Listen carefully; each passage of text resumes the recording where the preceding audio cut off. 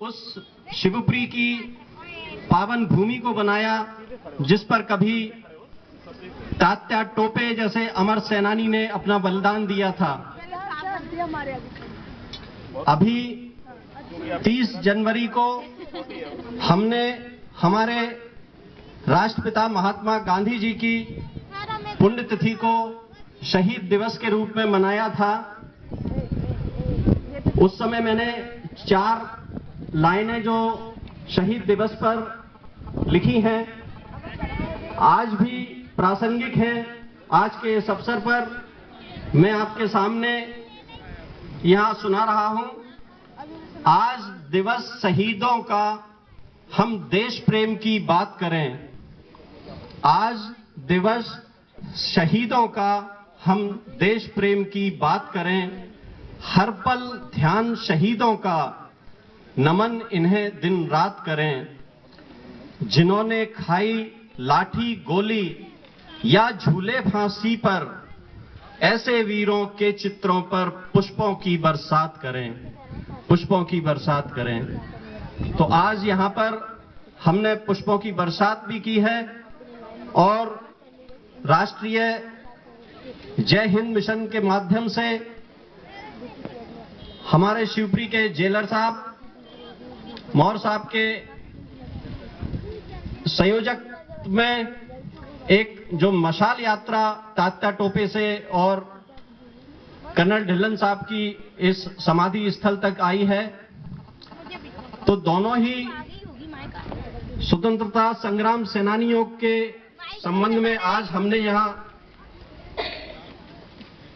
चर्चाएं की हैं और बहुत अच्छे से देश के जितने भी वीर रहे हैं उन सबके नामों पे भी हम सबको यहां उनका पुण्य स्मरण करने का अवसर मिला है।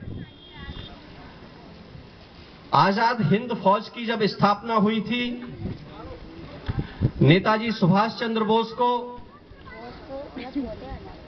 आजाद हिंद फौज का नेतृत्व जर्मनी में सौंपा गया था और उसके बाद जापान से उन्होंने इस स्वतंत्रता आंदोलन का संचालन किया था। उस समय आजाद हिंद फौज में जो 4 रेजिमेंट बनाई गई थी, उन 4 रेजिमेंट में से एक रेजिमेंट जिसे नेहरू ब्रिगेड का नाम दिया गया था, उस नेहरू ब्रिगेड का नेतृत्व हमारे जो कर्नल ढिल्लन साहब हैं, इनको उसका नेतृत्व सौंपा गया था। नेहरू ब्रिगेड, गांधी ब्रिगेड, आजाद ब्रिगेड और सुभाष ब्रिगेड, ये 4 रेजिमेंट थी जो आजाद हिंद फौज में देश की आजादी के लिए काम कर रही थी। और इसके बाद एक और रेजिमेंट बनाई गई थी। 1945-46 की ये बात है जब आजाद हिंद फौज ने काम किया था। तो आप इस बात से एक प्रेरणा हम ले सकते हैं कि उस समय भी महिलाओं की शक्ति को और महिलाओं की जो भूमिका होनी चाहिए उसको किस तरह से सम्मान दिया गया था। एक रानी लक्ष्मी रेजिमेंट बनाई गई थी। उस रानी लक्ष्मी रेजिमेंट का नेतृत्व लक्ष्मी सहगल को सौंपा गया था, जो लड़ाई में भी आगे थी और जो युद्ध में सैनिक घायल होते थे उनके लिए जो चिकित्सीय सहयोग होता था और जो सेवा शुश्रूषा करनी होती थी उसमें भी वो रेजिमेंट की महिला सदस्य काम करती थीं।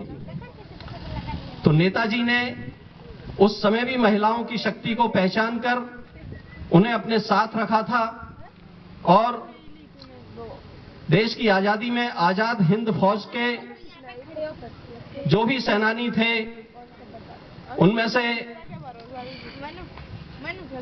जो कर्नल ढिल्लन थे, आप देख रहे हैं यहां उनके बारे में लिखा हुआ है कि चार्जेस जो उन पर लगाए गए थे, एक तो मर्डर के चार्ज थे 4 मर्डर का चार्ज उनके ऊपर था और उस समय के जो किंग थे उनके विरुद्ध युद्ध करने का जो चार्ज था।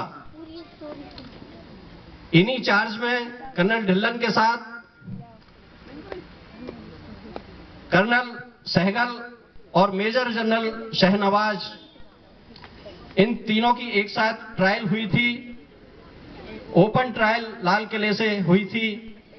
तो जब ये ट्रायल हुई तो उस समय हमारे देश में एक आंदोलन चल गया था। उस आंदोलन के कारण हमारे देश में आजादी के लिए और जोर शोर से लोगों में एक संगठन पैदा हो गया था, संगठन की भावना पैदा हो गई थी। तो ऐसे आजाद हिंद फौज के सेनानी कर्नल ढिल्लन साहब को आज हम सब ने यहाँ याद किया है और उनकी इस पुण्यतिथि को हम हमेशा इसी तरह से मनाते रहेंगे। ऐसा हम सब यहाँ पर आज संकल्प लेंगे और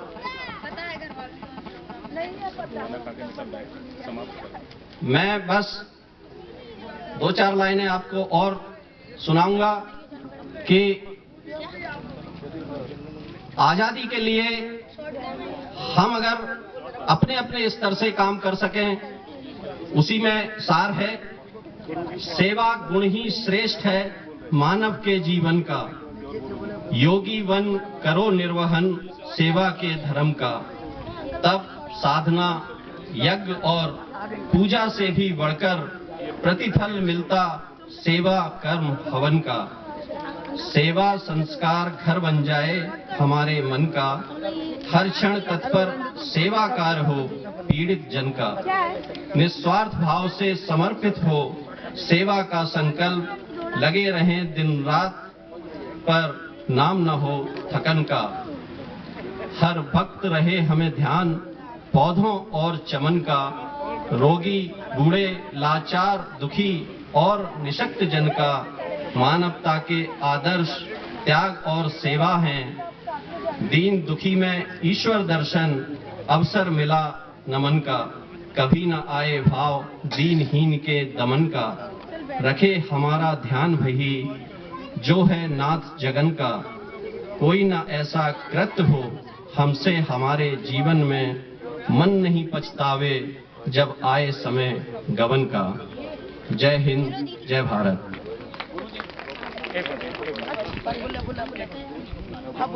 दो लाइन इसके बाद बच्चे पहले बोल देंगे, बाद बोले समापन बोलो बंद करो।